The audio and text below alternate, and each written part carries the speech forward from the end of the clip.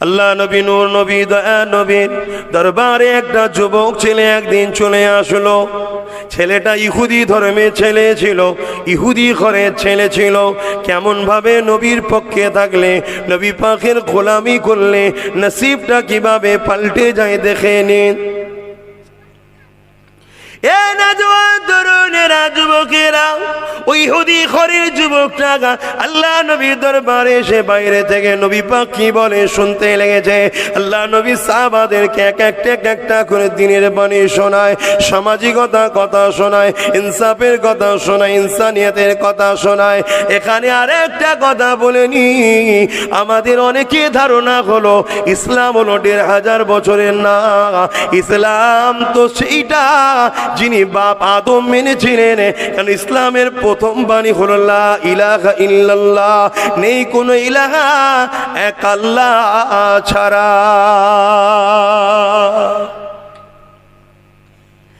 এ নওজোয়ান তরুণেরা, এ নবী পাকের প্রেমিকেরা, আব্বাজান হযরত আদম আলাইহিস সালাম যে নীতি মেনেছে সেটাও ইসলাম। আমার রাসূল পাক সাল্লাল্লাহু আলাইহি ওয়াসাল্লাম হলো দ্বীন ইসলামের আখেরি মেসেঞ্জার, দ্বীন ইসলামের আখেরি প্রচারক, দ্বীন ইসলামের আখেরি রাসূল। এ যুবকেরা, তরুণেরা, বাপেরা, আমার রাসূলুল্লাহ দ্বীনের কথা শোনাতে লেগেছে।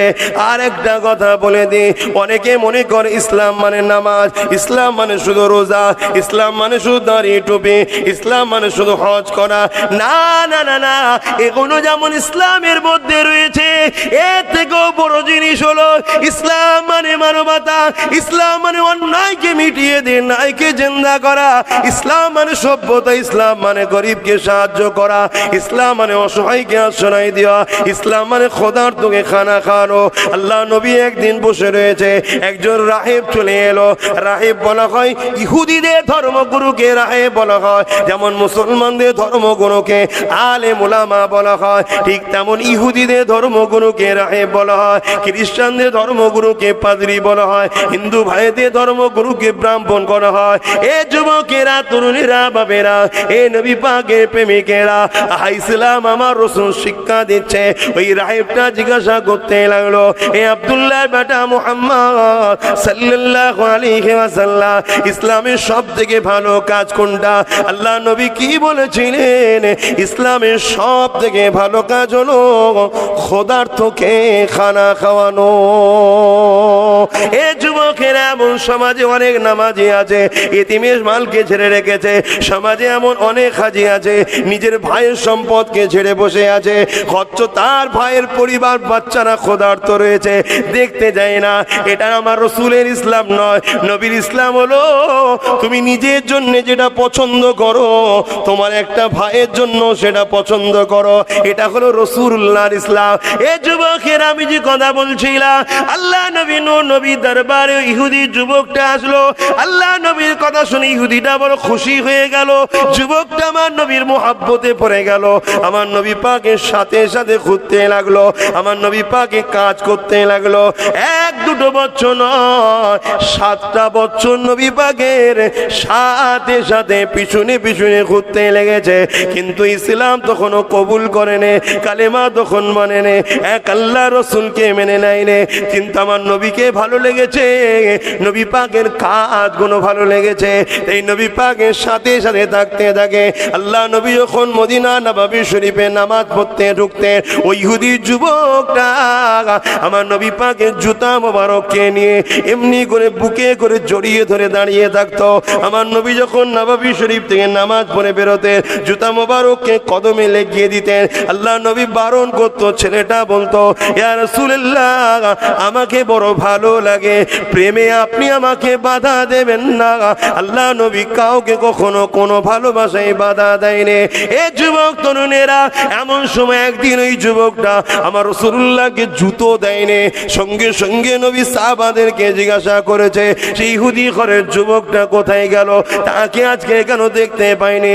সাহাবী বলেছিলেন, ইয়া রাসূলুল্লাহ, হে হাবিবাল্লাহ, ওই বাচ্চা যুবকটা বড় অসুস্থ রয়েছে। আল্লাহ নবী সঙ্গে সঙ্গে বললেন, চলো বাবা, আমি রসুলটাকে দেখতে যাব। বাবা, আল্লাহ নবী ইহুদির বাড়ি গেলে বিমারিকে দেখতে যাওয়া নবীর সুন্নাত। আমি মুসলমানকে দেখতে যাই না, অথচ আমার সাথে যে কালকে নামাজ পড়লো আজকে কেন এসলো না? উচিত মুসল্লি তার বাড়িতে যাওয়া, তার খোঁজ খবরটা নেওয়া। কেন সে আমার ভাই, কলেমা পড়া ভাই। আল্লাহ নবী তো ইহুদির বাড়িতেও গেছে, আমরা আমার নিজের ভাইয়ের বাড়িতেও যাই না, বড় দুঃখের বিষয়। অথচ আবু দাউদ শরীফের হাদিস রয়েছে, আল্লাহ নবী জানিয়ে দিলেন কিয়ামতের দিনে একটা লোককে আল্লাহ উঠাবে। তুমি কোথায় যাবে বলো? সে বলবে, আল্লাহ নামাজ পড়েছি, রোজা রেখেছি, হজ করেছি, দান খায়রাত করেছে, আমি জান্নাত যাব। আমার আল্লাহ বলবেন, দুনিয়ায় যখন আমি অসুস্থ ছিলাম তুমি কেন আমাকে সেবা করোনি? আবু দাউদ শরীফের হাদিস। বান্দা তো অবাক হয়ে যাবে, আল্লাহ আপনি তো সব জিনিস থেকে পবিত্র, বিমার তো আমাদের হয়, আপনাকে আবার বিমার কেন হবে? সত্যি আল্লাহর কি বিমার হয়? আল্লাহ তখন বলবে, কেন? তোমার পাশের বাড়ি একজন অসুস্থ ছিল, ওটা তো আমারই সৃষ্টি, আমারই তো দাস, আমারই তো বান্দা। তুমি যদি ওকে দেখতে যেতে, আমার সৃষ্টিকে সেবা করা হতো, ওটা আমি আল্লাহ আমাকে সেবা বলে খুশি হতাম। জোরে বলুন সুবহানাল্লাহ। কারণ এটা আমারই জিনিস, আমারই তৈরি করা। এমনও লোককে আল্লাহ কিয়ামত দিন বলবে, তুমি কোথায় যাবে? তারা বলবে, জান্নাত যাব। আল্লাহ বলবে, দুনিয়ায় যখন আমি ক্ষুধার্ত ছিলাম তোমরা আমাকে খেতে দিয়েছিলে? তারা তো অবাক হয়ে যাবে যে আল্লাহ আপনি আবার ক্ষুধার্ত কেন? আল্লাহ তো সব জিনিস থেকে পাক পবিত্র। তখন বলবে, কেন তোমার পাশের বাড়ি এতিমটা ছিল, বিধবাটা ছিল, গরিবটা ছিল, ওকে তো দিতে পারতে, ওটা তো আমাকেই দেওয়া হতো। জোরে বলুন সুবহানাল্লাহ। কিন্তু আমরা দিয়ার থেকে বেশি লুটার চিন্তায় এখন ব্যস্ত আছি। বিশেষ করে আমার কওমের মানুষের কথা বলছি, আর জানি আমার কওমকে দিয়েই করানো হচ্ছে। তবে এক শ্রেণী, সবাই নয়, এক শ্রেণী। আল্লাহ তাদেরকে হিদায়েত করেন, বলুন আল্লাহুম্মা আমিন। আল্লাহ নবী ইহুদি ছেলেটার বাড়ি গেলেন, যে রসুলে পাক সাল্লাল্লাহু আলাইহি ওয়াসাল্লাম যুবকটার মাথায় শুধু হাতটা দিয়েছে, দিয়ে হাতটাকে টেনে নিয়েছে, নিয়ে বলছে, বাবা 7টা বছর তুমি আমায় ভালোবেসেছো, আমার পিছনে ঘুরেছো, আমার সঙ্গে উঠা বসা করেছো, আমিও তোমাকে ভালোবেসে যেখানে গেছি আমি তোমাকে সাথে করে নিয়ে গেছি, কখনো কিন্তু তোমাকে আমি কিছু বলিনি। জি না ইয়া রাসূলুল্লাহ, আপনি খুব ভালো মানুষ। বাবা তুই পরকালে তোর নাজাতের জন্য, জান্নাত নিয়ে যাবার জন্য আমি রসুলকে শুধু একটা সুযোগ করে দে, একটা সুযোগ করে দে। আমি নবী কথা দিচ্ছি, তোকে কবর থেকে নিয়ে জান্নাত পর্যন্ত আমি মুহাম্মদ রসুল তোর কোনোদিন সাথ ছাড়বো না। জোরে বলুন সুবহানাল্লাহ। তুই আমাকে অনেক ভালো পেয়েছিস, কিন্তু একটা সুযোগ করে দে। যুবকটা জিজ্ঞাসা করতে লেগেছে, ইয়া রাসূলুল্লাহ, হাবিবাল্লাহ, কি করতে হবে? আল্লাহ নবী বলেছিলেন, বাবা একবার দিল থেকে শুধু বলে এলে লা ইলাহা ইল্লাল্লাহ মুহাম্মাদুর রাসূলুল্লাহ, লা ইলাহা ইল্লাল্লাহ মুহাম্মাদুর রাসূলুল্লাহ, এটা একবার দিল থেকে মেনে নে। নবী আমার যখনই বলেছে, যুবকটা বাপের মুখের দিকে তাকাচ্ছে। বাপ আর দেরি না করে ওই যুবকটাকে বলেছিল, দেরি করিস না, আমি জবুর, তৌরাত, ইনজিল পড়েছি, ইনার মধ্যে আমি লক্ষণ পেয়ে গেছি, ইনি হলো সে আখেরি নবী, দেরি করিস না, কলেমাটা পড়ে নে। যুবকটা পড়তে লেগেছে, লা ইলাহা ইল্লাল্লাহ মুহাম্মাদুর রাসূলুল্লাহ, কালেমা পড়তে শেষ হয়ে গেল, ইন্না লিল্লাহি ওয়া ইন্না ইলাইহি রাজিউন, ইন্তেকাল হয়ে গেল। আল্লাহ নবী সাহাবাদের নিয়ে বেরিয়ে পড়লেন। এ বাবা সাহাবারা, আমি যখন তার মাথায় হাত দিয়েছিলাম, অলরেডি আজরাইল তখন হাজির হয়ে গিয়েছিল। আমি রাসূলে পাক সাল্লাল্লাহু আলাইহি ওয়াসাল্লাম বললাম, অপেক্ষা করো, কেন আমাকে মহব্বত করেছে, একে যদি আমি রাসূল এই অবস্থায় ছেড়ে দিই মনে বড় ব্যথা লাগবে। তাই আমি বললাম, একটা বার কলেমাটা পড়ে নে, কলেমা পড়ে নে। এ নবীর উম্মতেরা, ঈমান যখন নিয়ে চলে এসেছে, ওই যুবকটা সাধারণ যুবক নয়, ওই যুবকটার মর্যাদা সাহাবাদের কাতারে হয়ে গেছে। আল্লাহু আকবার। রসুলকে জিন্দাবাদ, রসুলকে মহব্বত করুন, নবীর দিনকে ভালোবাসুন। কোন মোড়ে কোন জায়গায় আপনার নসিব চমকে যাবে, আপনি পরিবর্তন হয়ে যাবেন। আল্লাহ আপনাকে কবুল করে নেবে। রসুল ছেড়ে, আল্লাহ ছেড়ে আমাদের জিন্দগিটাই তো আজকে শেষ হয়ে যাচ্ছে। আসেন, আল্লাহ আমার জন্য দোয়া করেন, আমিও দোয়া করি, আমাদের উভয়কে আল্লাহ তার পেয়ারা বান্দাদের দলভুক্ত যেন আল্লাহ বানিয়ে দেয়। বোন আল্লাহুম্মা আমিন। আজকে শহীদান হুজুরদের স্মরণে জলসা, কিন্তু আমি আলোচনাটা অন্য বিষয়ই করলাম। শহীদান হুজুরদের জিন্দগিটা এটাই ছিল, তারা সব কিছু করেছে আল্লাহর জন্যে, সব কিছু করেছে আল্লাহর জন্যে। আল্লাহ তাই তাদেরকে উঁচু মাকাম দিয়েছে। তারা কখনো ভয় করেন দুনিয়ার কোনো শক্তিকে, তারা নিজেদের সব কিছুই আল্লাহর রাস্তায় কুরবান করে দিয়েছে, যেমন সাহাবা হুজুরদের জীবনীতে পাওয়া যায়। আজ আপনাদের এলাকায় দুজন শহীদান হুজুর, বহুত দিন ধরে এই মাহফিল হচ্ছে, আমি শুনে এলাম বহুত বছর ধরে হয়ে আসছে হুজুরদের স্মরণে এই মাহফিল। আল্লাহ এই মাহফিলকে আজও চালাচ্ছে, সবে কিয়ামত পর্যন্ত হুজুরদের উদ্দেশ্য করে এই ইসালে সাহাব এই মাহফিলকে আমাদের পরের জেনারেশন যেন ধরে রাখতে পারে, সেই তৌফিক যেন আল্লাহ দেয়। বলুন আল্লাহুম্মা আমিন। মনে রাখবেন, জিনাদের স্মরণে যেদিন ইসালে সওয়াব হয়, তিনাদের রুটা সেদিন খুশি থাকে, সেদিন খুশি থাকে। আজ আমরাও আশা রাখতে পারি যে শহীদান হুজুরদের রুহানি দোয়া আল্লাহ চাইলে আমরাও নসিবে পাবো। বলুন ইনশাআল্লাহ। আল্লাহ কত সম্মান দিয়েছে, চারটে বড় নিয়ামতের দরজা, নবীন, সিদ্দিকিন, সোহাদা, সলেহীন, চারটে সব থেকে বড় নিয়ামতের দরজা। এই চার শ্রেণীকে আল্লাহ বলেছে উলাইকা রফিকা, এরা আমার বড় প্রিয় বন্ধু। জোরে বলুন সুবহানাল্লাহ। আল্লাহ বলছেন শহীদরা হলো আমার বন্ধু, নবীনরা আমার বন্ধু, সিদ্দিকিনরা আমার বন্ধু, সোহাদা সলেহীনরা আমার বন্ধু। আল্লাহ বলছে বন্ধু, আল্লাহর বন্ধুদের সঙ্গে ঝগড়া নয়, আল্লাহর বন্ধুদের সঙ্গে বন্ধুত্ব করুন। কেন রাসূল বলেছেন কিয়ামতের দিনে একটা চেন যাবে জান্নাতে। কি রকম? একজন আলেম আল্লাহর বন্ধু, তার সাথে যাবে তার খাদেম বা তার ভালোবাসার মানুষ, আরেকজন যাবে যে আলেমটার কাছে যেতে পারেনি, কিন্তু আলেমের কাছে যে যেত, আল্লাহর ওলির কাছে যে যেত, তাকে ভালোবাসতো, এও ওই কাতারে জান্নাতে যাবে। জোরে বলুন সুবহানাল্লাহ। ভালোবাসা, সব জিনিস বৃথা হতে পারে, ভালোবাসা কখনো বৃথা যায় না। এ বিষয়ে একটা হাদিস আপনাদেরকে শোনাই। আল্লাহ নবী নূহ নবী দয়া নবী মদিনা নববী শরীফে বসে আছে, বুখারী শরীফের হাদিস। এমন সময় একটা গ্রামের মানুষ আল্লাহ নবী দরবারে চলে আসলে, আসসালাতু আসসালামু আলাইকা ইয়া রাসূলুল্লাহ হাবিবাল্লাহ, কিয়ামতটা কবে হবে? আল্লাহ নবী বলেছিলেন, বাবা ছেলেরে, কিয়ামত অবশ্যই একদিন হবে।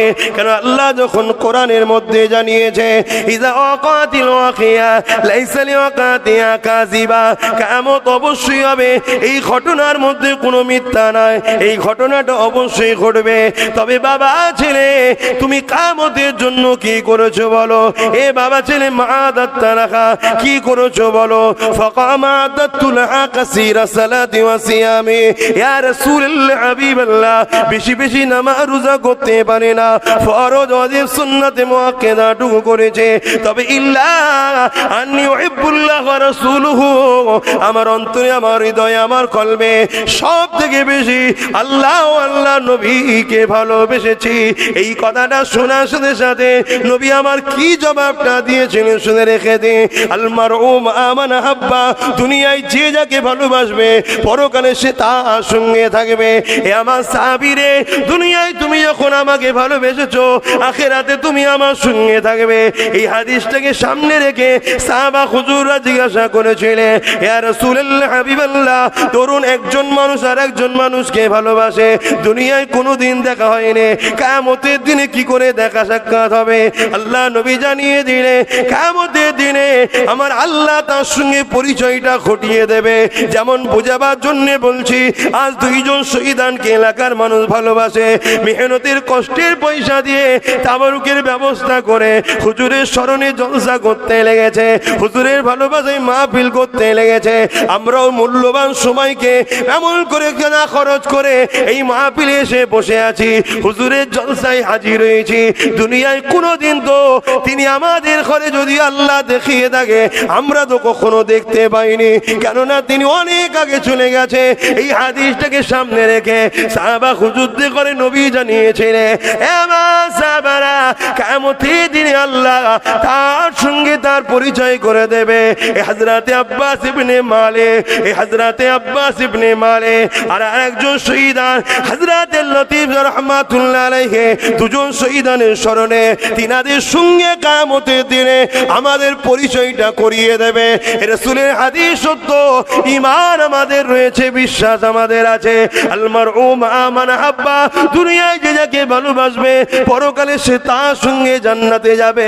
এ যুবকেরা, আলেমদের করে মহব্বত করে, আলেমে হাক্কানীদের করে পিয়ার করে, কেননা নবী আমার একটা হাদিসের মধ্যে জানিয়েছে কিয়ামতের দিনে আল্লাহ পাক আলেমে হাক্কানীদেরকে বলতে লাগবে, দুনিয়া জমিনে আমি আল্লাহ তোমাদের ঘরে শরীয়তের জ্ঞান দিয়েছিলাম, দ্বীনের জ্ঞান দিয়েছিলাম, আলেম বানিয়েছিলাম। এই ময়দানে মাশরে কঠিন দিনে তোমাদেরকে দাঁড়াবার জন্য নয়, যাও আমি আল্লাহ তোমাদেরকে জান্নাতে যাবার পারমিশনটা দিয়ে দিলাম। আলেমগুলো যখন যেতে লাগবে একদল মানুষ চিনতে পেরে যাবে, চিনতে পেরে গিয়ে দাঁড় করাবে, হুজুর আপনারা একা একা চলে যাচ্ছেন কেন? আপনারা তো দুনিয়া জমিনে ওয়াজ করেছিলেন যে দুনিয়ায় যাকে ভালোবাসবে আখিরাতে তার সঙ্গে থাকবে। দুনিয়া জমিনে আপনাদেরকে তো আমরা ভালোবেসেছিলাম, যেখানে ওয়াজ করতে আসতেন আমরা কাজ কাম ছেড়ে দিয়ে মুখের দিকে তাকিয়ে বসতাম। যখন আপনাদের কোনো সমস্যা হতো আমরা জানের পৌরা না করে রাত 12টা 1টা 2টো আপনাদের ডাকে সাড়া দিয়ে ছুটতাম। যখনই যেখানে যা বলতেন আওয়াজ শুনতে থাকতাম, আপনাদের মাহফিলে বসতাম। আপনারা বলেছিলেন নামাজ পড়তে, আমরা পড়েছিলাম। আপনারা বলেছিলেন আল্লাহ নামে জিকির করতে, আমরা করেছিলাম। কিন্তু দুনিয়া জমিনে কিছু অন্যায় করার জন্য আজকে ধরা পড়ে গেছি, বাদ দিয়ে কেন চলে যাচ্ছে? আলেমরা তখন ফিরে এসে আল্লাহ পাকের কাছে বলতে লাগবে, ও রব্বি আল্লাহ এরকম ঘটনা ঘটেছে, বিস্তারিত বলছি না, সংক্ষেপ করতে লেগেছে। আল্লাহ পাক বলবেন, হে আমার আলেম বান্দারা, আমার হাবিবের আদেশ তো তোমরা শুনিয়েছো, আর আমার হাবিব যা বলেছে আমি আল্লাহ আমার কথা বলেছে, যাও তাদেরকেও তোমাদের সাথে জান্নাতি বানিয়ে দিলাম। আরো জোরে বলুন সুবহান। রাসূলের হাদিস বলছি। একদিন নবী হুজরা থেকে বেরিয়ে বড় খুশি, সাহাবারা জিজ্ঞেস করছেন, হুজুর আপনি এত আনন্দ লাগছে? আল্লাহ নবী বললেন, আমার আল্লাহ আমাকে জানিয়েছেন, এক্ষুনি আমার উপরে ওহী হয়েছে। কি জানিয়েছেন? যে আপনার উম্মতের মধ্যে 70,000 আলেম যাদেরকে আমি বেহিসাব জান্নাত দেবো। জোরে বলুন সুবহানাল্লাহ। সাহাবারা শুনেই বলছে, হুজুর যদি সংখ্যাটা একটু বেড়ে যেত। আল্লাহ নবী বলছেন, আরে আমিও বলেছিলাম আল্লাহ সংখ্যাটা যদি বাড়তো। আল্লাহ তখন বলল, হাবিব এক একটা জন সাথে আরো 70,000 করে জান্নাতি করব। জোরে বলুন সুবহানাল্লাহ। আপনাদের এখানে আল্লাহ কারে ফুরফুরার মানুষ আমরা চতুর্দিকে ওলি ঘিরা। এই তো খনকাজি হুজুর শুয়ে আছে, বেশাক আল্লাহওয়ালা মানুষ, চতুর্দিকে ঘিরা। ওইদিকে রামপাড়ার হুজুর শুয়ে আছেন, বিরাট বড় আলেম মানুষ ছিলেন, বহুত আল্লাহওয়ালা মানুষ, সে পীর ভক্ত মানুষ ছিলেন। রামপাড়া হুজুরের একটা ছোট্ট কথা মনে পড়েছে। একদিন আফসোস করে বলছিলেন, যদি আমার পীর দাদা হুজুর বাংলার বর্ডার পার করে যদি কোনো জায়গায় আসতো, আমার পীরের যা অবদান আছে, আমার পীরের মুরিদরা আমার পীরের দরবারকে সোনার ইট দিয়ে বাঁধিয়ে দিত, কিন্তু আমরা পীরকে কিছু দিতে পারলাম না। এটা আফসোস করে তিনি বলেছিলেন। বিরাট বড় আলেম মানুষ ছিলেন, চতুর্দিকে ফুরফুরা শরীফের মানুষ। আমরা আল্লাহ ওয়ালাদের দিকে ঘিরা আছি, কিন্তু দুঃখের সাথে বলতে হচ্ছে আল্লাহ ওয়ালাদেরকে ভালোবাসুন, তাদের মাজারে যান, জিয়ারত করুন এবং দোয়া চান যাতে করে আল্লাহ আমাদেরকে নামাজি মুত্তাকি পরেজগার যেন বানান। বলুন আল্লাহুম্মা আমিন। আমাদের তো অনেক বড় নসিব যে এত বড় একটা পবিত্র এলাকায় আমরা আল্লাহর দয়াতে জন্মগ্রহণ করেছি, যেখানে হাজারো শহীদান হুজুরদের মাজার আছে, আবার জাবানার মুজাদ্দেদ আছে। মুজাদ্দেদটা কে? দাদা হুজুর পীর কেবলা। মুজাদ্দেদ অর্থাৎ নবী, নবুয়াতের দরজা বন্ধ, নবী আর আসবে না। এবারে ওই নবীরা যে কাজ করতে আসতো ওই কাজ করার জন্যেই আল্লাহ এবারে মুজাদ্দেদদের ঘরে পাঠাচ্ছেন। জোরে বলুন সুবহানাল্লাহ। দাদা হুজুর হলেন মুজাদ্দেদ, আল্লাহ তিনাকে পাঠিয়েছেন। আল্লাহর কোরআনও বলছেন ও উলিল আমরে মিনকুম, উলিল আমর তিনি। এবং হাদিস পাক মাইজাদ্দুদু লাহা দীনহা, দ্বীনের জন্য আল্লাহ এবারে মুজাদ্দেদ পাঠাবে। আচ্ছা, আমরা বড় খুশ নসিব যে জামানার মুজাদ্দেদকেও আমরা পেয়েছি। আল্লাহ আমাদের সকলকে দাদা হুজুরের সিলসিলার উপরে কায়েম মাকাম রাখেন, বলুন আল্লাহুম্মা আমিন। সিলসিলা বলতে আমরা অনেকে হয়তো বুঝে উঠতে পারি না। সিলসিলা পরস্পর, ধাপ সিঁড়ি শিকল পরস্পর একটার পর একটা। দাদা হুজুরের সিলসিলা বলতে ফুরফুরা শরীফ না, দাদা হুজুরের সিলসিলা বলতে আহলে সুন্নাত আল জামাত। আহলে সুন্নাত আল জামাতের পূর্ব ভারতের হেড অফিস হলো ফুরফুরা শরীফ, যেটা আমাদের, হাই কপাল আমাদের, দেখুন কত বড়। আহলে সুন্নাত আল জামাতের পূর্ব ভারতের হেড অফিস হলো ফুরফুরা শরীফ, আর যার মেন দায়িত্ব ম্যানেজার হিসাবে ফুরফুরার হযরত জামানার মুজাদ্দেদ আবু বকর সিদ্দিক দাদা হুজুর পীর কেবলা। জোরে বলুন সুবহানাল্লাহ। যেমন আহলে সুন্নাত আল জামাতের আরেকটা এলাকা দেওবন্দি বলে একটা দল আছে, জানেন দেওবন্দি? জানেন কি?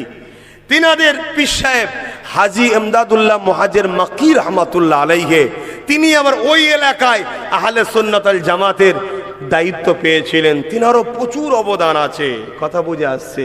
আল্লাহ পাক তিনার দিনের কাজ যেমন বিভিন্ন জায়গায় নবী পাঠিয়ে করতেন, এবারে মুজাদ্দেদ পাঠিয়ে করছে। তেমন দাদা হুজুরকে যেমন পূর্ব ভারতের দায়িত্ব দিয়েছেন, ঠিক হাজী ইমদাদুল্লাহ মুহাজির মাক্কি রহমাতুল্লাহ আলাইহি, যিনাকে দেওবন্দি ভাইরা পীর বলে মানেন, কতটা মানেন জানি না, তবে হাজী ইমদাদুল্লাহ মুহাজির মাক্কি হুজুরকে, তেনার জুতোর ধুলো আমি চোখে সুরমা বানিয়ে রাখি, তেনাকে আমি মানি। কেন? তিনি আহলে সুন্নাত আল জামাতের একটা জগৎ বিখ্যাত ইমাম। জোরে বলুন সুবহানাল্লাহ। এবং রাসূলের বড় আশিক ছিলেন, নবীর বড় আশিক ছিলেন, নবীকে বড় ভালোবাসতেন। নবী পাক সাল্লাল্লাহু আলাইহি সাল্লামের প্রেমে মিলাদে একবার নয় দুবার করে দাঁড়িয়ে সালাম পড়তেন নবীর প্রেমে। জোরে বলুন সুবহানাল্লাহ। এত বড় আশিক ছিলেন রাসূলের হয়ে, অনেক কিছু তিনি কিতাব লিখেছেন, অনেক বড় আলেম ছিলেন। এবং তিনার একজন মুরিদ ছিলেন আশরাফ আলী থানভী সাহেব। তিনাকে যখন জিজ্ঞেস করা হয়েছিল হাজী ইমদাদুল্লাহ মুহাজির মাক্কি হুজুরকে নিয়ে, যে হাজী সাহেব আলেম ছিল নাকি, জিজ্ঞেস করছে, একজনকে প্রশ্ন করছে যে হযরত হাজী সাহেব আলেম থে? তখন আশরাফ আলী থানভী সাহেব বলছে, আরে ও তো আলেম বানানে কি কারখানা থে। জোরে বলুন সুবহানাল্লাহ। মানে এত বড় হাস্তি ছিলেন, ওনার সোহবতে যারা বসেছে জগৎ বিখ্যাত বিখ্যাত আলেম তৈরি হয়ে গেছে। জোরে বলুন সুবহানাল্লাহ। এইভাবে বিশ্বজুড়ে আল্লাহ তার মনোনীত বান্দাদের দ্বারা, মুজাদ্দেদদের দ্বারা, আলেমে হাক্কানীদের দ্বারা আজও দিনের কাজ নিচ্ছে, আজও দিনের কাজ করাচ্ছে। কিন্তু আমরা ছোটখাটো মানুষ, আমাদের উচিত সেই সকল হাক্কানি আলেমদের সোহবতে যাওয়া, তেনাদেরকে পিয়ার করা, তেনাদেরকে সহযোগিতা করা, তেনাদেরকে ভালোবাসা। কিন্তু আমরা দুনিয়া দুনিয়া দুনিয়া দুনিয়া করতে হবে। আল্লাহ আমাদেরকে শিখিয়েছে রব্বানা আতিনা ফিদ দুনিয়া হাসানাতাও। আল্লাহ দুনিয়ার ভালাইয়ের কথা বলেছে তো, অফিল আখিরাতে হাসানা, পরে বলেছে আখিরাতের কথা। দুনিয়ার তো ভালাই দরকার আছে, কাজ কাম তো করতে হবে, সংসার করতে হবে, ব্যবসা বাণিজ্য করতে হবে, কথা বুঝে আসছে। সমাজকে ভালোভাবে পরিচালনা করার জন্য সৎ চরিত্রবান ভালো লিডারও হতে হবে। ইসলামে জায়েজ আছে, কোনো অসুবিধে নাই। কিন্তু যেটাই করেন মাথায় শুধু রাখতে হবে রাসূল হলো মডেল, নবীকে সামনে রেখে করতে হবে, নবীকে বাদ দিয়ে নয়। কে কাকে লিডার বলে মানছে আমার দেখার দরকার নেই। তার লিডার তার কাছে থাক, তার ভালোবাসার মানুষ তার কাছে থাক, তার মতদর্শ তার কাছে, তার ধর্ম তার কাছে। যদি আমি মুসলমান হই, ইমানদার হই, সে ভারতে থাকি আর জাপানে থাকি, লন্ডনে আমেরিকায় যেখানে থাকি, আমাকে চলনের প্রতিটা নিঃশ্বাসে যেন রসুলকে মডেল বানায়। উসওয়াতুন মানে হচ্ছে মডেল, রসুলকে যেন মডেল বানায়। মডেল বানিয়ে আপনি ব্যবসা করুন, সংসার করুন, কারবার করুন, রাজনীতি করুন, রসুলকে সামনে রেখে করুন, কোনো অসুবিধে নেই। কিন্তু রসুলকে বাদ দিয়ে যেটাই করবেন সেটাই তো আমার জন্য ধ্বংস। এত করেও তো আমরা পাচ্ছি না, কেন? ধ্বংস, রসুল বাদ দিয়েছি। আল্লাহ আমাদের সকলকে হিদায়েত করেন। আসেন সংক্ষেপ করব, তার আগে আরেকটা কথা বলে দিয়ে যায়। আল্লাহ নবীকে মহব্বত করে ভালোবাসেন, পিয়ার করেন।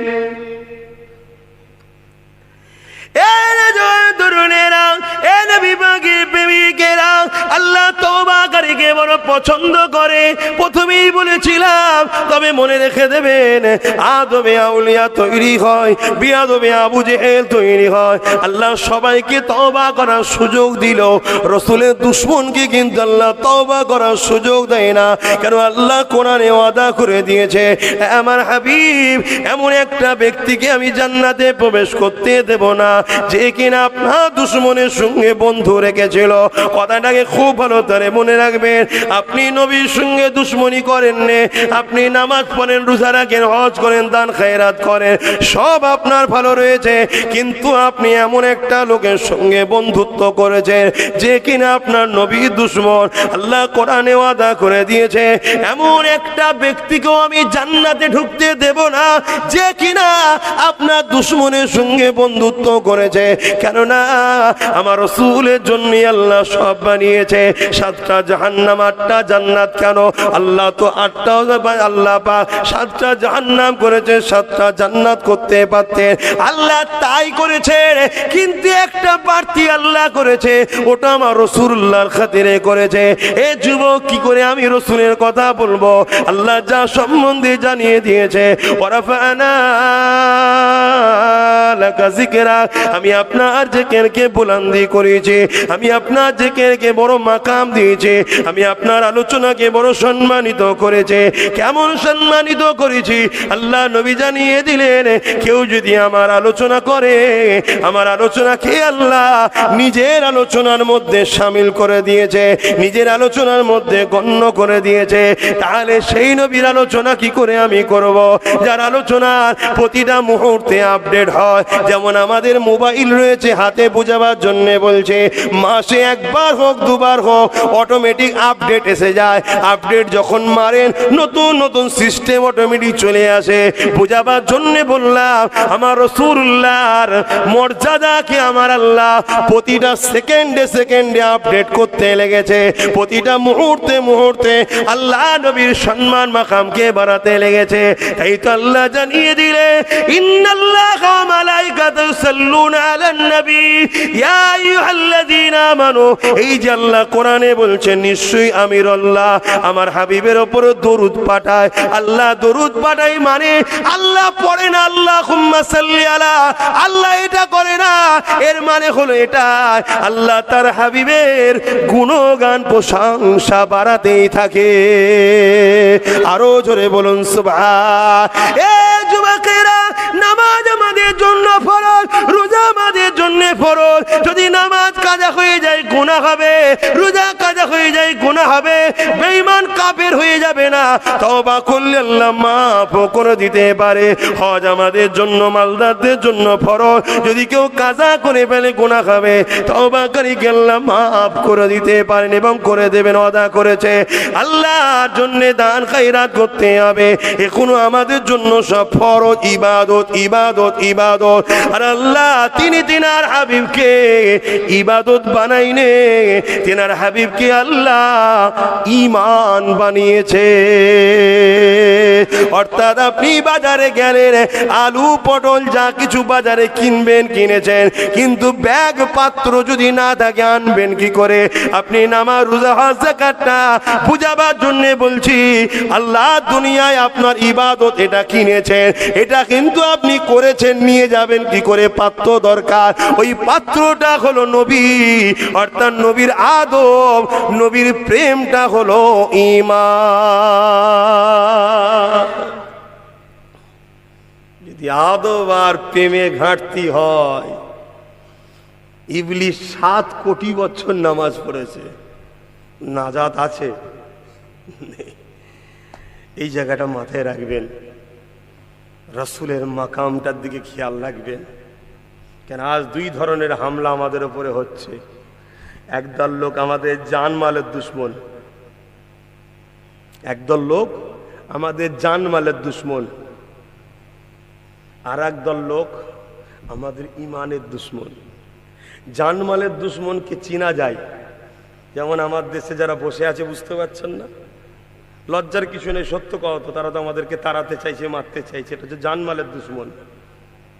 ঘর বাড়িগুলো সব ভেঙে দিচ্ছে, কোনো জানমালের দুশ্মন।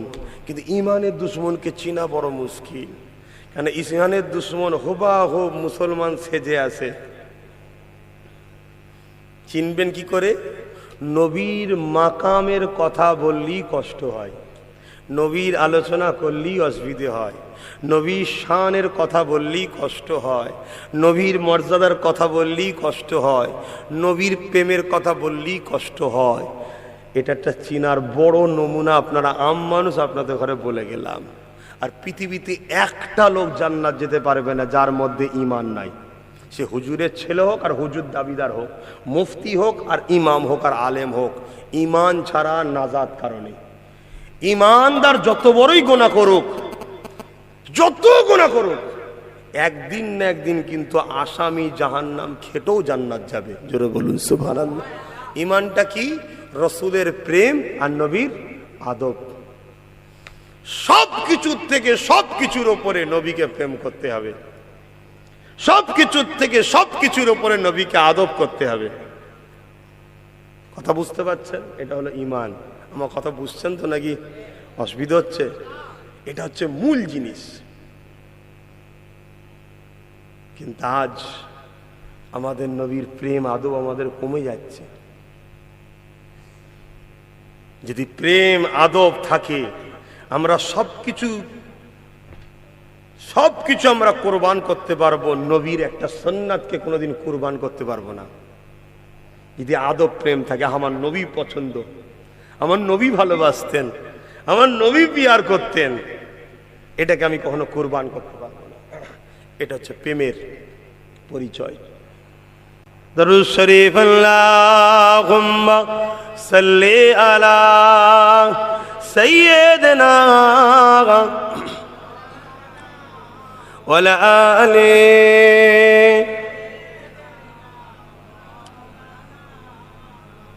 रातें भी मदीने की, बातें भी मदीने की, रातें भी मदीने की, बातें भी मदीने की, जीने में ये जीना है, क्या बात है जीने की।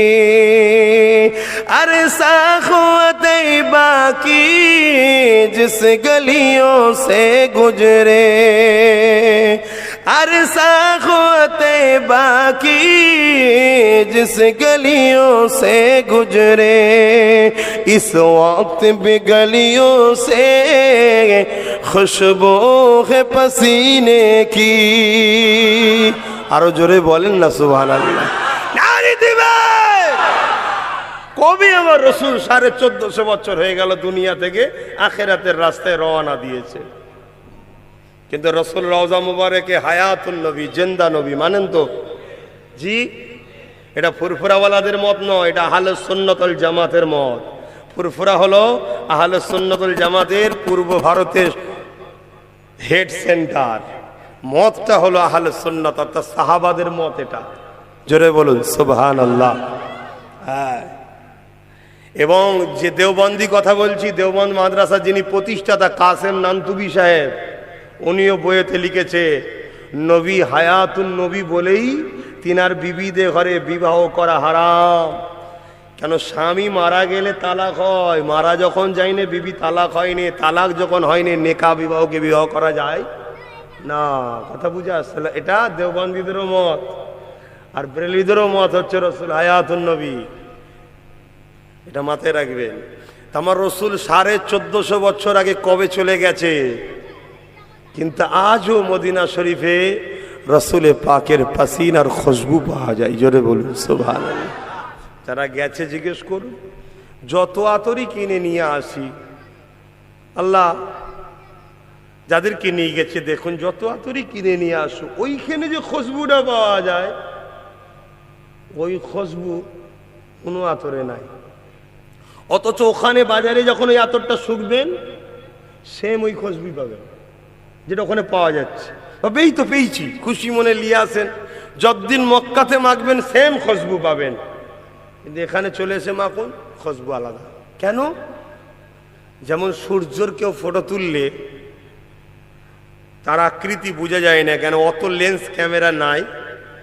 রসুলুল্লাহর খুশবুর ওপরে কোনো খুশবু নাই, তাই অন্য খুশবু শুঁকি ঠিকই, কিন্তু পায় ওই খুশবুটা যে রসুলুল্লাহর পাসিনার। জোরে বলুন সুবহানাল্লাহ।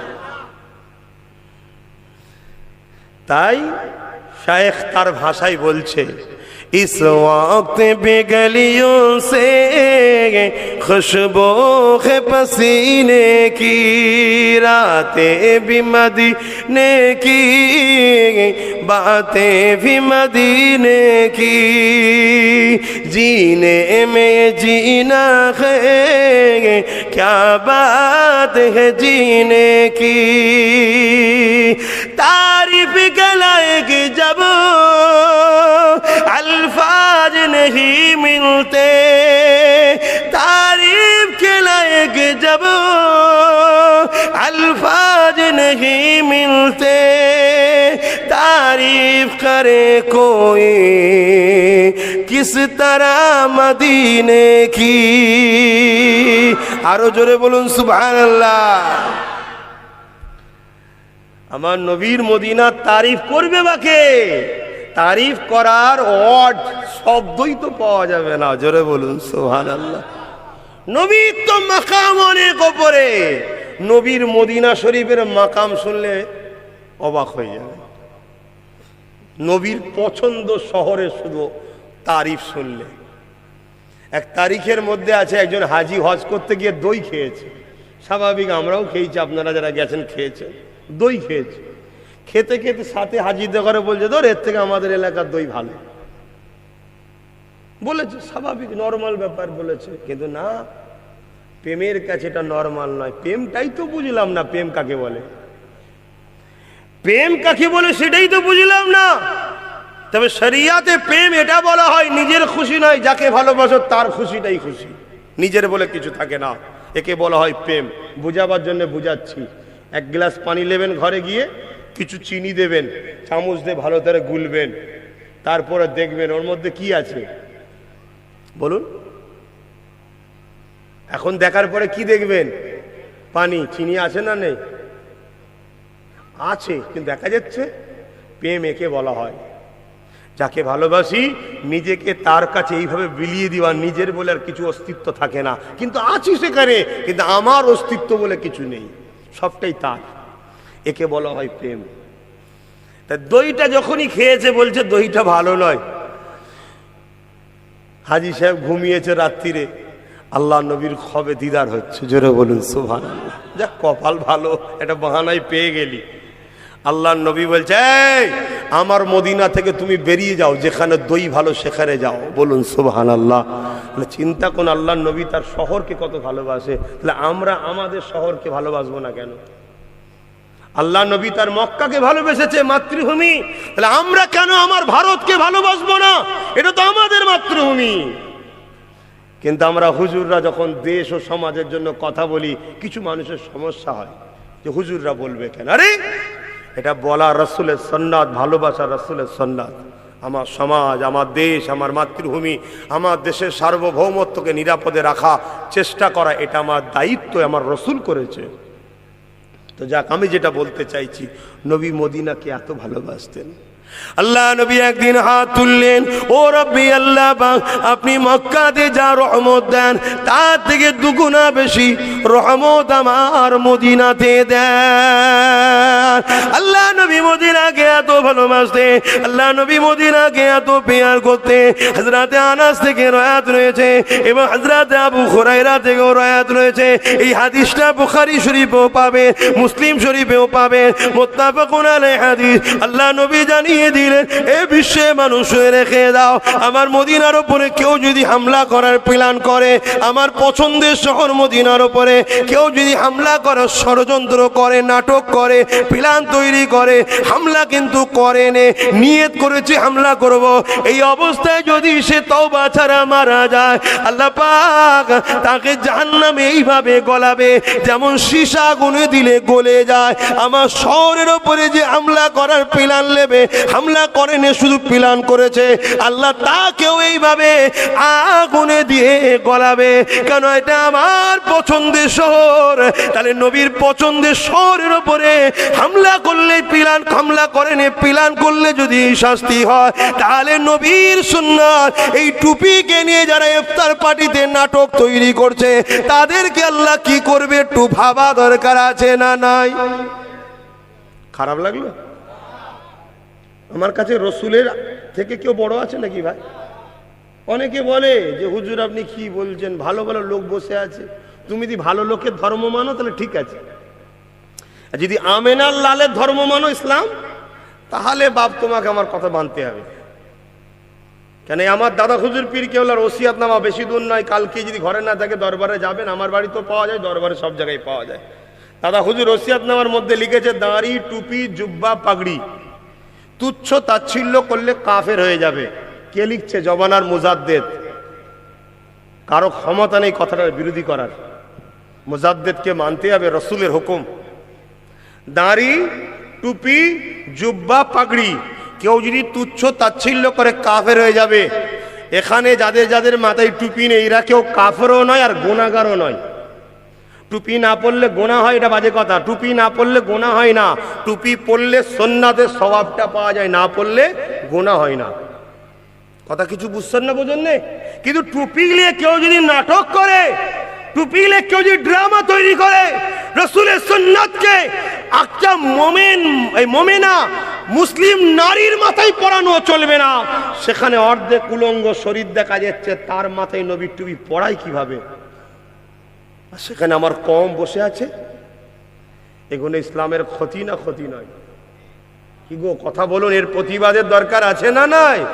তবেই তো নবীর প্রেম, তবেই তো নবীর প্রেম। প্রেম কাকে বলে? প্রেম কাকে বলে? খাতমে নবুয়তের বিরোধী করেছিল মুসাইলামাতুল কাজ্জাব। হযরত আবু বকর সিদ্দিক তখন খলিফাতুল মুসলিমিন ছিলেন। খাতমে নবুয়তের বিরোধী করে মুসাইলামাতুল কাজ্জাব নিজেকে নবী দাবি করেছিল। সিদ্দিক আকবর মদিনার নববী শরীফের মেম্বারে দাঁড়িয়ে গেল, সাহাবারা সব কাতার দিয়ে জামাতে নামাজ পড়ছে। নামাজ বাদ সিদ্দিক আকবর মেম্বারে দাঁড়িয়ে গিয়ে বলছে, এ নবী সাহাবারা, আমাদের জান প্রিয় না রাসূল প্রিয়? সাহাবাদের ঘরে আবু বকর সিদ্দিক এই কথা বলতে দেরি সাহাবাদের চোখ দিয়ে পানি ঝরতে লেগেছে। সবাই এক কথাই বলে উঠেছে, লব্বাইকা ইয়া রাসূলুল্লাহ, হুজুর আমাদের জান আপনার জীবনের কদমে কুরবান হয়ে যাক, আমাদের কাছে জান আগে নয়, আপনি আগে। সিদ্দিক আকবর বলেছিলেন, মুসাইলামাতুল কাজ্জাব নামে একজন জাহান্নামী রাসূলের খাতমে নবুয়তের বিরোধী করছে, সে নিজেকে নবী দাবি করেছে, তার বিরুদ্ধে সংগ্রাম করতে হবে। 10,000 যুবক তরুণ সাহাবাদের বুকে টাটকা খুন ঝরিয়ে মুসাইলামাতুল কাজ্জাবের 70,000 সৈন্যের বিরুদ্ধে লড়াই করে খাতমে নবুয়তকে জিন্দা করেছিল। জোরে বলুন সুবহানাল্লাহ, আর জোরে বলুন সুবহানাল্লাহ। আজকে সেই নবীর টুপিকে অপমান করা হবে, সেই নবীর দ্বীনকে অপমান করা হবে, সেই নবীর মসজিদ মাদ্রাসাকে যারা শেষ করতে চাইছে তাদের চক্রান্তের শিকার হব। এ মুসলমান, আল্লাহ কোরআনে বলছে, তোমরা আমাকে রসুলকে ছেড়ে যাকে প্রাধান্য দেবে তার হাতে আমি আল্লাহ তোমাদেরকে শেষ করব। সময় থাকতে থাকতে পরিবর্তন হন, সময় থাকতে থাকতে পরিবর্তন হন। মনে রাখবেন, রসুল তার মদিনাকে এত ভালোবাসে, হামলা করেন, ছক করেছে, তাকে বুখারী মুসলিমের হাদিস বলছি, বাপের গল্প বলছি না, বাপের কথা বলছি না, আমার রসুলুল্লাহর কওল বলছি। রসুলের কওলটা ওহী, কোরআনটা ওহী। একটা ওহী মাতলু, একটা ওহী গায়র মাতলু। একটা ফেরেশতা মাধ্যমে ডাইরেক্ট এসেছে, আর একটা নবীকে বলার হুকুম দেওয়া হয়েছে, নবী বলেছে। কথা বুঝতে পেরেছেন? তাহলে আজকে কি হচ্ছে সমাজে? সেই নবী মদিনাকে কত ভালোবাসেন, মদিনার উপরে হামলা করা ছক করলে আল্লাহ রসুল বলছে তাকে জাহান্নামে এইভাবে আল্লাহ গলাবে, যেমন সীসা আগুনে দিলে গলে যায়। সুদূরে যাও, টুপি মাথায় দিওনি সওয়াব পাচ্ছ না, কিন্তু টুপির যে নাটক করবে আর তার সাথে বন্ধু করবে তোমাকে জবাব আল্লাহকে দিতে হবে। মনে রেখে দেবে, দুনিয়া চিরস্থায়ী নয়, যেতে হবে একদিন আখিরাত। আল্লাহ নবী মদিনাকে এত ভালোবাসে, আল্লাহ নবী বারবার মদিনার জন্য দোয়া চায়। আল্লাহ নবী তাই বলেছিলেন, এ দুনিয়া মানুষ রেখে দাও, আমি নবী প্রথমে কিয়ামতের দিনে আমার আহাল পরিবারের জন্য শাফাআত করব। প্রথমে শাফাআত করবে কাদের? নবীর আহাল পরিবার। বলুন তো ভাই, নবীর আহাল পরিবার খাতুনে জান্নাত, মওলা আলী, হাসান হোসাইন, এনাদের কথা রসুল বলছে নাকি? কিয়ামত পর্যন্ত যত নবীর খানদানে আসবে, সে সিদ্দিকী হোক, ফারুকি হোক, আব্বাসী হোক, এসব নবীর বংশ কোরাইশ। ওই যে শুয়ে আছে একটা নসিমপুর না কি বলে, মুল্লা সিমলে, হজরতে আব্দুল দাইয়ান ফারুকি রহমতুল্লাহ আলাইহি শুয়ে আছে। উনি হচ্ছেন দাদা হুজুরের খলিফা, কিন্তু ওমর ফারুক হুজুরের খুনের ছেলে, সেই বংশে ধারায় চলে এসছে। তা যত আছে সিদ্দিকী, ফারুকি, আব্বাসী, ইনারা সব কোরাইশ, ইনারা সব নবীর বংশের। কিয়ামত পর্যন্ত আল্লাহ রাসূল বলছে, কিয়ামতের দিনে সর্বপ্রথম আমি শাফাআত করব আমার পরিবারদের। আলহামদুলিল্লাহ, সেই বংশে আল্লাহ একটা সদস্য করেছে। আল্লাহ যেন নবীর শাফাআত নসিবে মিলাই, আপনাদেরও যেন মিলাই, বলুন আল্লাহুম্মা আমিন। দ্বিতীয় নবী বলছেন, আমার পছন্দের শহর মদিনাবাসীদের সুপারিশ করব, জোরে বলুন সুবহানাল্লাহ। তৃতীয় বলছে মক্কাবাসী, তারপরে পৃথিবীর যে কোনো ইমানদার উম্মত সবাইকে নবী জান্নাতে নিয়ে যাবে, জোরে বলুন সুবহানাল্লাহ। একটা কেউ জাহান্নামে যাবে না, যার মধ্যে জাররা সরষের দানার থেকেও ছোট যদি ইমান থাকে, একটা কেউ থাকবে না, সব জান্নাত যাবে নবীর ওসিলায়, জোরে বলুন সুবহানাল্লাহ। মানেন তো নাকি কোনো? হ্যাঁ, ইমান ঠিক রাখেন ভাই। আর এই মাকামটা নবীকে কে দিচ্ছে? বলুন বলুন বলুন, আল্লাহ। তাহলে সব কিছুর মালিক কে? আল্লাহ। আল্লাহ পাক কোরআনের মধ্যেই বলছে তো, ওয়ালা সাওফা ইউতিকা রাব্বুকা ফাতারদা, আছে না কোরআন শরীফে? এই ফাতারদার তাফসীর দেখুন। আল্লাহ কিয়ামতের দিন নবীকে এত খুশি করবেন, যতক্ষণ নবী না খুশি হবে ততক্ষণ নবীর উম্মতদের ঘরে আল্লাহ জান্নাতি বানাতেই থাকবে, জোরে বলুন সুবহানাল্লাহ। সেই নবীকে ছাড়বেন না। আল্লাহ নবী দিনার শহর মদিনাকে কতটা ভালোবাসে আল্লাহ নবী নূহ নবী দয়া নবী জানিয়ে দিলে, এ বিশ্বে মানুষেরা মক্কা জমিনে তোমরা যাবে, এক রেকাত নামাজ পড়বে, 1 লক্ষ রেকাত নামাজের সওয়াবটা পাবে। আমার শহর মদিনাতে আসবে, 1 রেকাত নামাজ পড়বে, 50,000 রেকাত নামাজের সওয়াব পাবে। ইয়া রাসূলুল্লাহ হাবিবাল্লাহ, তাহলে তো মক্কাতে সওয়াবটা বেশি, কেননা মক্কায় 1 রেকাত পড়লে 1 লক্ষ রেকাত নামাজের সওয়াব হবে, মদিনাতে 1 রেকাত পড়লে 50,000 রেকাতের সওয়াবটা হবে। ইয়া রাসূলুল্লাহ, এখানে তো মক্কা সওয়াবটা বেশি। আল্লাহ নবী বলেছিলেন, সাহাবারে, মক্কায় আমলের হিফাজত আছে, মক্কায় আমলের বাড়াই আছে, মক্কায় আমলের সম্মান বেশি, মক্কায় আমলের দরজা বেশি। কিন্তু শুনে রেখে দাও, তোমাদের নবীকে আল্লাহ পাক ঈমান বানিয়েছে, অর্থাৎ মক্কাতে আমলের হিফাজত হয় আর মদিনাওয়ালার কাছে ঈমানের হিফাজত হয়। ঈমান ছাড়া নামাজ বেকার হয়ে যাবে, ঈমান ছাড়া রোজা বেকার হয়ে যাবে, ঈমান ছাড়া হজ বেকার হয়ে যাবে, ঈমান ছাড়া দাড়ি টুপি বেকার হয়ে যাবে, ঈমান ছাড়া দান খয়রাত বেকার হয়ে যাবে। ইয়া রাসূলুল্লাহ, ঈমান কি? ঈমান কি? আল্লাহ নবী জানিয়ে দিলেন, লা ইয়ামিনু আহাদুকুম হাত্তা কুনা হাব্বা ইলাইহি মিন ওয়ালিদিহি ওয়া ওয়ালাদিহি ওয়ান নাসি আজমাইন। অপর হাদিস শরীফে, সালাসুন মান কুন্না ফীহি ওয়াজাদা বিহিন্না হালাওয়াতাল ঈমান মান কানা আল্লাহু ওয়া রাসূলুহু আহাব্বা ইলাইহি মিম্মা সিওয়াহুমা। এ বিশ্বে মানুষ নবী পাক জানিয়ে দিলে, সব কিছু থেকে, টাকা পয়সার থেকে, জমি জায়গার থেকে, ঘর বাড়ির থেকে, পদের থেকে, লিডারশিপের থেকে, থেকে, বাপ মা থেকে, সন্তানের থেকে, এমনকি নিজের জানের থেকেও বেশি আল্লাহ ও নবীকে যে বেশি ভালোবাসে সেই হলো ঈমানদার। এই কথাটা যখনই নবী বলেছে, হযরত ওমর ফারুক দাঁড়িয়ে পড়েছে, ইয়া রাসূলুল্লাহ, ইয়া হাবিবাল্লাহ, বিয়াদবি নেবেন না, আমি দুনিয়া থেকে আপনাকে বেশি ভালোবাসি, বাপ মা সন্তান ছেলেপুলের থেকে আপনাকে বেশি ভালোবাসি, কাজ কারবার ধন দৌলতের থেকে বেশি ভালোবাসি, তবে ইয়া রাসূলুল্লাহ আমার জানের থেকে বেশি নয়।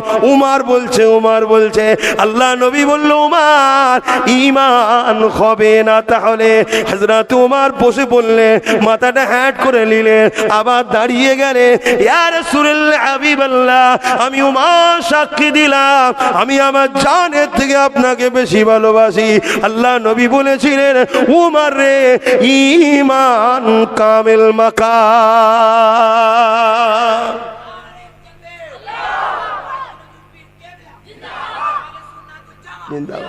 হযরতে ওমর ফারুক কে রাসূল বলছে, আমি তো গুনাহগারের কে? অতএব রাসূলকে ভালোবাসবেন, নবীকে আদব করবেন, নবীর দ্বীনের ক্ষতি করে ফেলবেন না। নামাজ কাজা নিজের ক্ষতি, দ্বীনের ক্ষতি নয়। রোজা কাজা নিজের ক্ষতি, ইসলামের ক্ষতি নয়। দাড়ি চেয়েছেন নিজের ক্ষতি, ইসলামের নয়। গান শুনেছেন নিজের ক্ষতি, ইসলামের নয়। কিন্তু নবী মদকে বন্ধ করেছে, আপনি মদ যারা প্রতিষ্ঠিত করছে তাদেরকে সাপোর্ট করছেন, এটা দ্বীনকে মিটাচ্ছেন। নবী সুদ বন্ধ করেছে, আপনি সুদের ব্যবসা শুরু করেছেন, দ্বীনকে মিটাচ্ছেন। আল্লাহ নবী নারীদের অধিকার দিয়েছে, আপনি নারীদেরকে শোষণের জন্য শুধু উপযুক্ত মনে করেছেন। যারা নারী দেহ লুটছে তাদেরকে সাপোর্ট করছেন, আল্লাহ দ্বীনকে, নবীর দ্বীনের বিরোধী চলে যাচ্ছেন। মনে রাখবেন, কোরআন বলছে, কুনতুম খায়রা উম্মাতিন উখরিজাত লিন-নাস তা'মুরুনা বিল মা'রুফ ওয়া তানহাউনা আনিল মুনকার। আল্লাহ জানাচ্ছে উম্মতে মুহাম্মাদি, দ্বীন ইসলাম চলছে দুটো পার্টির ওপর দিয়ে। ট্রেন দেখেছেন, ট্রেন দুটো পার্টির ওপর দিয়ে যায়, ইসলামটাও দুটো পার্টির ওপর দিয়ে যাচ্ছে। একটা হলো ন্যায়ের পক্ষে থাকার পার্টি, আর একটা হলো অন্যায়ের বিরোধী করার পার্টি। একটা পার্টিতে যেমন ট্রেন চলে না, দ্বীন ইসলামও কখনো একটা পার্টিতে থাকবে না। তাই আপনাকে ন্যায়ের পক্ষে থাকতে হবে, অন্যায়ের বিরোধী করতে হবে, এর নাম ইসলাম। ইসলামে দুটো জিনিস আছে, একটা আল্লাহর হক আর একটা হলো বান্দার হক। জুলুমকে কখনো ইসলাম মাফ করেনি। তাই জালিমের সঙ্গে থাকবেন না, জালিমকে সহযোগিতা করবেন না, জুলুম করবেন না। বিশেষ করে এতিম, অসহায়, বিধবা, গরিবদের ঘরে ভালোবাসবেন, তাদেরকে পেয়ার করবেন। আল্লাহ নবী বলেছেন, যে এতিমের মাথায় হাত বুলোয় সে যেন আমি রাসূলুল্লাহ আমার মাথায় হাত বুলোলো। জোরে বলুন সুবহানাল্লাহ। কেন আমি নবী এতিম ছিলাম, তাই তোমরা এতিমকে কষ্ট দিও না।